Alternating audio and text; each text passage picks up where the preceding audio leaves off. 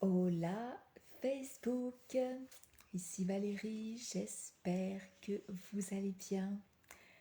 Et bien ce soir, on va encore parler de ces outils d'accompagnement qu'on utilise, que tu utilises peut-être dans tes accompagnements ou que tu as envie d'utiliser pour tes accompagnements. Alors, tu peux écouter le live d'hier, je ne vais pas revenir sur ce que sont les outils d'accompagnement. L'ikigai, l'astrologie. Ce sont mes deux outils de prédilection, mais il y en a tellement, tellement d'autres. Bonsoir Annie, comment vas-tu? J'espère que tu vas bien. Euh, Ce soir, j'avais envie qu'on revienne sur ces outils parce que j'ai vécu un moment assez extraordinaire ce soir dans l'atelier Ikigai. Et vraiment, ça m'a donné le goût de vous parler de ces outils qui devraient être vivants, qui devraient évoluer avec les personnes que vous accompagnez. Les outils évoluent avec nous. Les outils sont vivants comme nous. Il y a plusieurs niveaux d'intégration, il y a plusieurs niveaux d'utilisation d'un outil. Et je vais vous l'illustrer en fait ce soir. Et vous réfléchirez à ça avec vos propres outils. Je sais pas ce que c'est, la sophrologie, l'hypnose, j'en sais rien. Je ne sais pas quels sont vos outils à vous, mais vous pourrez réfléchir aussi à ça de votre côté. Quand on vient dans un atelier Ikigai, chez moi, euh, évidemment que le premier passage dans cet atelier, c'est pour trouver votre Ikigai. Alors, qu'est-ce que c'est que son Ikigai? Je suis toujours surprise quand des gens me disent « Oh, Ikigai, je ne connaissais pas ». Alors, l'ikigai, c'est un outil qui est représenté par quatre cercles. Quatre cercles qui vont s'entrecroiser. Il va y avoir voilà, des zones d'enchâssement, de croisement, des zones communes de cercle en cercle. Quatre cercles, donc le premier qui va rassembler tout ce que l'on aime, nos valeurs aussi. On va avoir un deuxième cercle qui va rassembler tout ce en quoi nous sommes doués, donc nos forces, nos talents, nos compétences. On va avoir un troisième cercle qui va parler des besoins du monde auxquels on va pouvoir contribuer, et on ne contribue pas à tous les besoins du monde. Et puis le quatrième cercle qui va donc du coup identifier, mettre à jour ce pourquoi nous pourrions être payés quand on applique l'ikigai à notre sphère professionnelle, parce que ça peut s'appliquer à tous les domaines de notre vie. Et évidemment, quand on a trouvé, quand on a rempli ces quatre cercles, tous ces éléments vont nous permettre de trouver des informations précieuses. Je sais que voilà, on est très très nombreux à chercher. Si je vous parle de mission de vie, ça vous dit quelque chose? Eh bien, l'ikigai permet justement d'identifier cette mission de vie. L'ikigai est notre mission de vie. C'est notre raison d'être. Et tout autour de ça, évidemment, on va pouvoir identifier notre passion, euh, notre vocation, ce qui pourrait être notre profession, notre mission d'âme aussi, mission d'âme qui vient en fait chapeauter, hein, qui tient toutes nos missions de vie. Parce que comme je l'explique, en fait, j'ai une mission en tant que maman, j'ai une mission dans ma vie professionnelle, euh, j'ai une mission aussi par rapport à l'environnement aussi dans lequel je vis. Euh, et évidemment que ce ne sont pas les mêmes, hein. Voilà, j'ai pas la même posture, j'ai pas le même rôle, mais tout ça finalement est tenu par quelque chose qui fait profondément sens pour moi, c'est ma mission d'âme. Tout ça, on le voit dans l'ikigai. Alors Sylvie, tu fais coucou, yes j'ai réussi à être là, attends, génial. Tu vas très bien Annie, oh super, moi aussi je vais très très bien. Bon, petite fatigue à cette heure parce que belle et grosse journée, mais bon, c'est normal et je vais me reposer très très vite après. Donc quand on se fait un premier tour d'atelier Ikigai, et vous allez voir pourquoi je dis premier tour, quand on se fait oui, ma Steph, coucou, c'est rare qu'on puisse se capter en live. Ah, mais t'as une tellement belle activité intense aussi actuellement. Allez voir Stéphanie. Stéphanie Marie, actuellement, je ne sais pas s'il y a des replays, je n'ai pas eu le temps de suivre ce qu'elle proposait pour une fois, mais elle vous emmène dans son univers à travailler autour des blessures émotionnelles.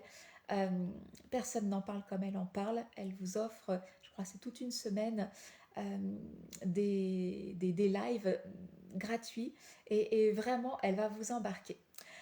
Je reviens à mon atelier Ikigai. Du coup, atelier Ikigai, quand on se fait un premier tour, quand on vient dans l'atelier Ikigai, en fait, c'est un outil, je dis, de connaissance de soi. Et c'est vraiment le but de ce premier tour d'atelier Ikigai. C'est-à-dire que oui, ça va être important de pouvoir identifier toutes les choses qu'on aime et ce que ça dit de nous. Bah oui, tiens, j'aime ça, ça, ça, ça, ça. Et du coup, bah, ça raconte ça de moi.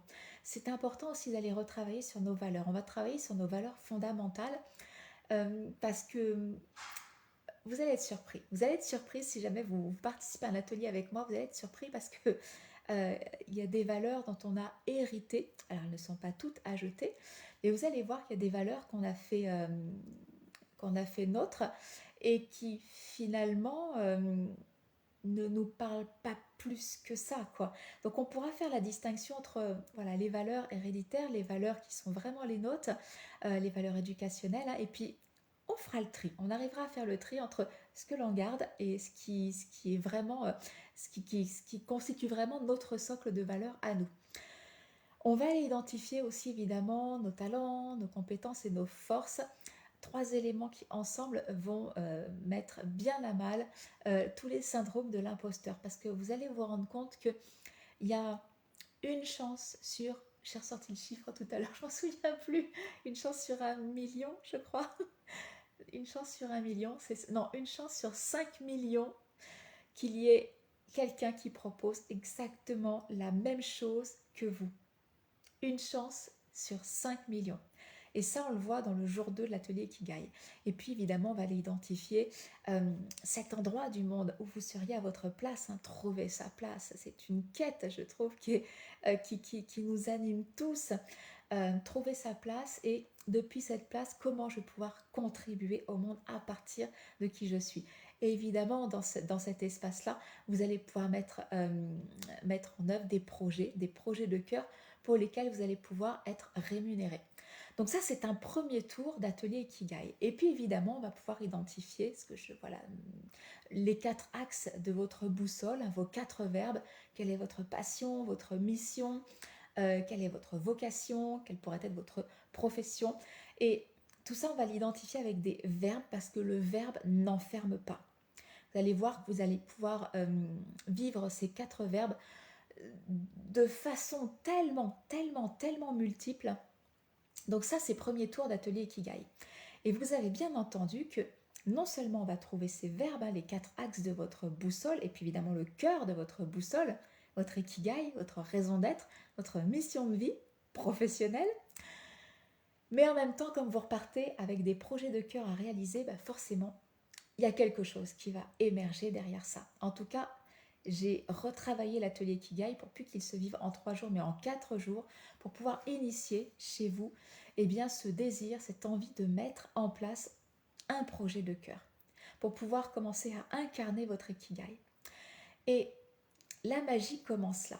Quand je vous dis qu'un outil, c'est important de le voir comme quelque chose de vivant, quelque chose qui va évoluer en fait avec vous, avec les personnes que vous allez accompagner. Ce soir, dans l'atelier Ikigai, on était sur le jour 2. On travaillait sur les forces, les talents, les compétences et sur le terreau de la réussite qui est l'estime de soi.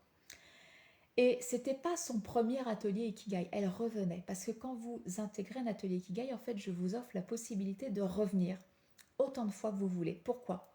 Parce que parfois, sur un mois, vous pouvez faire que le jour 1, le jour 2, ou le jour 1, le jour 3. Et c'est OK, parce que des fois, les disponibilités, ça ne matche pas. La seule chose que je demande, c'est que pour faire le jour 4, vous ayez complété les 3 premiers jours. Et ces 3 premiers jours, en fait, reviennent d'atelier Ikigai en atelier Ikigai. Donc, vous pouvez prendre plusieurs mois pour pouvoir suivre votre atelier. Et là, cette personne, elle avait déjà complété son Ikigai. Elle avait déjà fait les 4 jours. On avait déjà eu notre rendez-vous, débriefing ensemble pour valider l'Ikigai. Mais ce qui se passe, c'est que elle est en train de créer un projet à partir de son Ikigai. Vraiment un vrai projet de cœur. Et quand elle est revenue dans cet atelier, et c'est là qu'on voit que l'outil évolue en fait avec vous, quand elle est revenue dans cet atelier, en fait, plutôt que de faire un premier tour de connaissance de soi, de dire qu'est-ce que je vais pouvoir faire avec qui je suis. Non, c'est je viens avec mon projet, là où j'en suis, et puis il y a des résistances. J'avance, j'ai le sentiment de pas avancer, j'ai le sentiment que ça traîne. Tiens, il y a ça à faire et je ne l'ai pas fait, et pourquoi? En fait, quand on refait un tour d'atelier Ikigai, on va aller chercher, à travers les exercices que je vous propose, des ressources supplémentaires pour vous aider en fait à débloquer sur les étapes où il y a de la procrastination. Et puis ce soir aussi, c'est pareil, on a revu justement euh, les 4 piliers de l'estime de soi dont je vous parle dans l'atelier Kigai. Et plutôt que d'être là simplement en mode découverte, d'être là simplement en mode découverte pour dire ah oui, ok, c'est important que j'ai un bon terreau, un terreau riche pour que finalement la graine que je suis et que je suis en train de découvrir dans ce premier tour de connaissance de soi, je vais la mettre sur un terreau fertile et en effet, elle va donner des fruits extraordinaires à récolter. Dans ces deuxième, troisième, quatrième tours, vous venez avec votre projet. Et vous allez voir qu'en fait, ce terreau, vous savez, c'est comme une plante. Hein. Parfois, on dit, qu'est-ce qu'elle a là, les feuilles qui commencent à flétrir. Elle commence à donner des fruits et ça stagne. Ou ça donne pas tout à fait ce que je voulais. Ça commence, mais il manque quelque chose. Dans cette deuxième lecture, quand on revient sur un atelier, vous venez de votre projet et on regarde chacun des 4 piliers. On regarde qu'est-ce qui se passe, pourquoi ça n'avance pas, pourquoi ça n'a pas donné, qu'est-ce que tu te dis, qu'est-ce que tu te racontes, c'est quoi l'histoire qui se raconte et factuellement qu'est-ce qui se passe. Et je peux vous assurer qu'on peut aller regarder chez chacun des 4 piliers pour dire ah ok, c'est à ce niveau-là que je sens qu'il faut que je travaille. Et qu'est-ce que je pourrais mettre en place finalement pour pouvoir faire un pas de plus ou pour m'aider et puis pour calmer l'enjeu de ce projet de cœur, parce que un projet de cœur, c'est évidemment qu'il y a des moments challengeants parce qu'on grandit, mais ça doit surtout se faire à partir du cœur. C'est quelque chose qui doit toujours continuellement nous donner du plaisir parce qu'on est à notre place. Et ce que je voulais vous partager ce soir, c'est que vous voyez un outil.